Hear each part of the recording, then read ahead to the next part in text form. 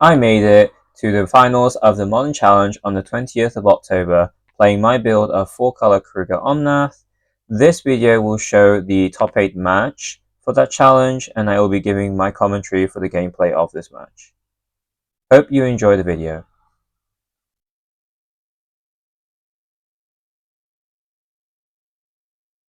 Top 8, Game 1, and I'm on the play.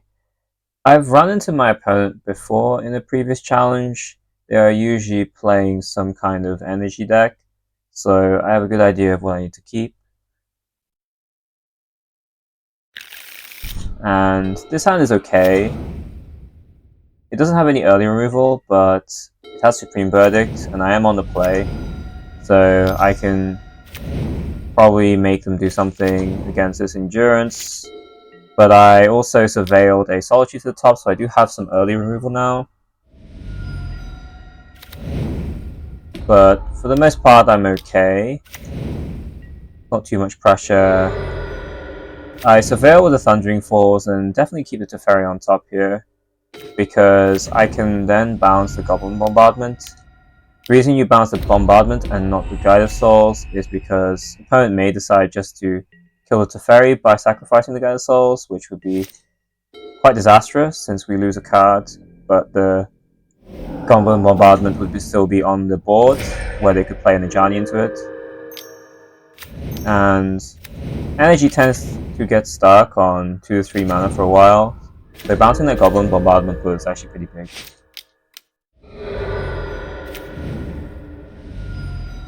And before my opponent gets to replay the Goblin Bombardment, I'm gonna Supreme Verdict.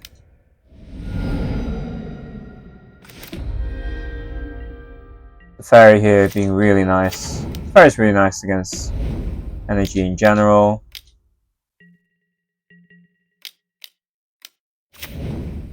And the Flash in the Endurance. Again, against Mardu energy, because they play stuff like Thoughtseize, I want to get those beats down. And I did shuffle away quite a few cards, delaying a future Flage escape. Opponent has the Gigantha in hand already, so the Solitude is going to be really good here if opponent draws the 5th land and decides to commit all the mana to the Gigantha, which they do. I'm not going to use this Leyline Binding until I see a One Ring or some other important target, so the Endurance can stay under the Static Prison. Another line that could have been done here is double block with Endurance and freeing up the other Endurance from the Static Prison with the Leyline Binding, but that's not really worth it.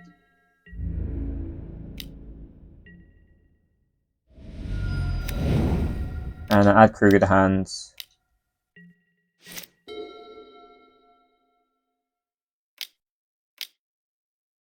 There's a Johnny. And on the flip, I'm interested in just trying to Leyline Binding the Ajani. So on the trigger for the flip, for the transform. At least the Solitude, but that's no big deal. Opponent notably didn't keep up their black mana. So that makes me think either no Bowmasters or they were very careless about it. Regardless, I still want to play this Keruga, lock in that value, while there's mostly no penalty in doing so. And the opponent frees up the Endurance for this Amp to play. They want to try and get as much energy as possible, spike something big like a ring. And I decide to cast then Escape the Flage, both aiming at my opponent's life total. Because suppose my opponent top decks an Ajani, I don't think they're in a position to kill the Flage even off the Ajani plus. I don't think it's a plus actually, it's the 0 ability, loyalty ability, even with the Goblin Bombardment. So my Flage is safe, so I don't need to keep their board small by attacking the Amp Raptor now. And I have the Rough Tumble next turn. Suppose my opponent decides to play another creature, I can just clear the creatures that way. So yeah, on that turn where I escaped the Flage, both of the triggers of the Flage hit my opponent's life points instead of the Raptor. And I win this game. I think my opponent top decked something that was not going to change the board state significantly or at all. And on to game 2.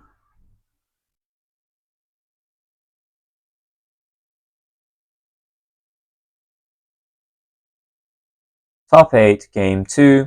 I'm on a draw, and there's no changes to the sideboarding plan compared to the previous rounds where I played against Mardu Energy. It's just the 1 Teferi out for the 1 Cosmic Rebirth. I keep a decent hand this game. Have Leyline Binding as early removal and the Solitudes. And now I have the Ring. So that's a late game plan, mid to late game plan. Opponent has the Ajani. I fetch Hallowed Fountain here because I don't want to use up my Surveil lands when I already have enough stuff, and also I might need them later to try and fix my draws if the game gets pretty scrappy like in the last game.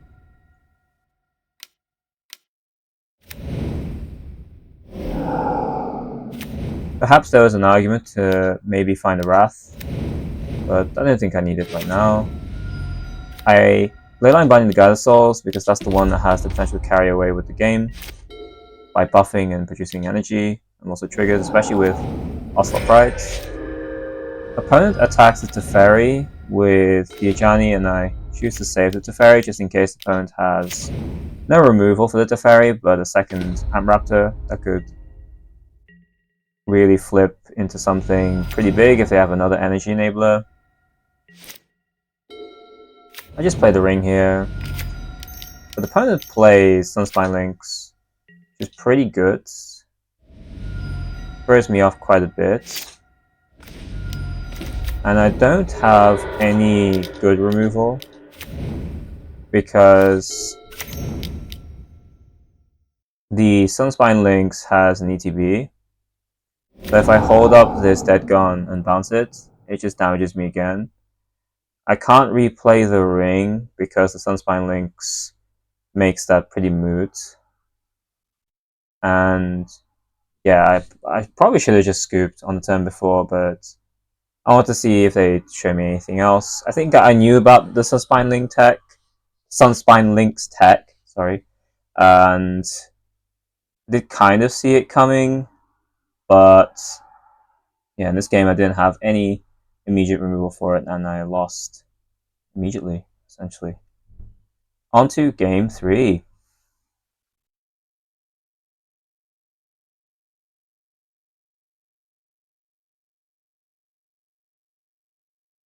Top 8, game 3. I'm on the play again, and no changes to sideboarding. Keep a decent hand, 2 looks for a Surveil, and the 3rd and 4th land with some early removal in the Fire Ice and Dead Gun. Solitude if I have to really go that far.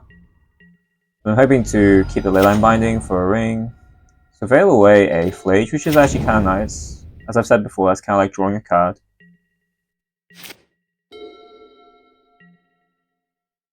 And at the beginning of combat, I definitely killed the Gather Souls.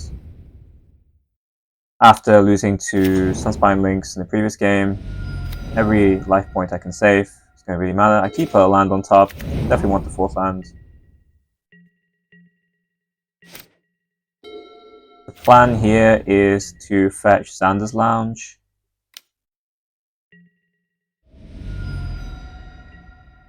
Because I might get into a turn where I play the Ring and want to hold up Leyline Binding for a Sunspine Links. But I think I just don't do anything else except that. Yeah, just fetching this Xander's Lounge. Play the Ring. Opponent plays their Ring. The Leyline Binding here is gonna get the Ring.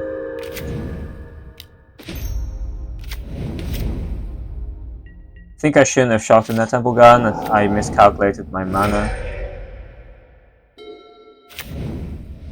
forgot briefly that I had the Xander's Lounge, so I actually had to lay Line Binding for 1 mana.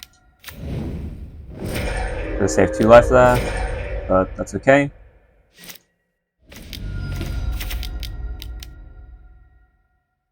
I escaped the Flage because I want to make sure that I put something in front of a Sunspine Lynx if they top deck also an Arena of Glory or they've been sandbagging one.